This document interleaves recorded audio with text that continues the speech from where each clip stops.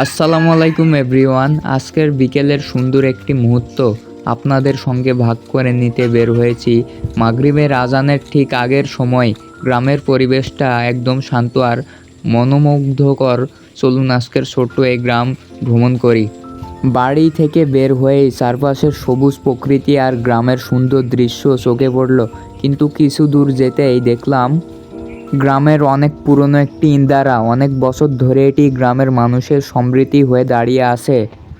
এরপর গ্রামের রাস্তা ধরে বিলের দিকে রওনা দিলাম, কিন্তু রাস্তার অবস্থা খুবই খারাপ।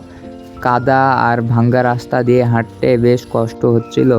জমির আইলও অনেক পিছল ছিল। তবুও গ্রামের এই বাস্তব দৃশ্য আপনাদের দেখানোর জন্য এগিয়ে চললাম। হাঁটতে হাঁটতে হঠাৎ কয়েকটি গরুর সঙ্গে দেখা হয়ে গেল। গ্রামের এই ছোট ছোট মুহূর্তগুলোই আসলে গ্রামের সৌন্দর্যকে আরও বাড়িয়ে দেয়। প্রকৃতির মাঝে এমন দৃশ্য দেখতেই সত্যিই অনেক ভালো লাগে। সর্বশেষ চলে এলাম আমাদের বাড়ির পেছনের নদীর ধারে। বিকেলের শেষ আলো, ঠান্ডা বাতাস আর একদম নিরিবিলি পরিবেশ। এখানে কিছু সময় কাটিয়ে মনটা একদম শান্ত হয়ে গেল। গ্রামের এই প্রাকৃতিক সৌন্দর্য সবাইকে টানে। আজকের ভিডিও এখানে শেষ করছি। যদি ভিডিও আপনাদের ভালো লাগে। Hello everyone, my life. আমি এখন বিকেলবেলায় নদীর ধারে বসে থাকি। এই যে নিরিবিলি, চতুর্দিকেই অনেক সুন্দর জায়গা। আর এই নদীটা দেখতে দেখতে ভরাট হয়ে গেল, মানে ডুবে গিয়েছে।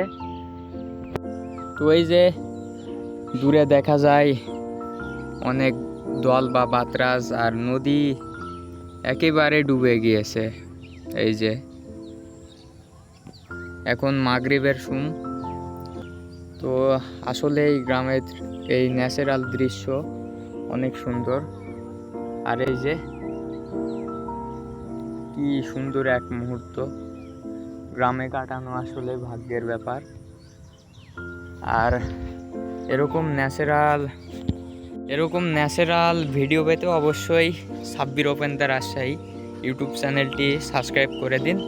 আর আজকের ব্লগ এই পর্যন্তই। সুস্থ থাকবেন, ভালো থাকবেন। আল্লাহ হাফেজ। গ্রামের এই সব নির্জন এলাকা অনেক সুন্দর আর বন্যায় ডুবে গিয়েছে আমাদের। আমি এখন বাসায় চলে যাচ্ছি। আর রাত লেগে গিয়েছে, অন্ধকার চতুর্দিকে। এই যে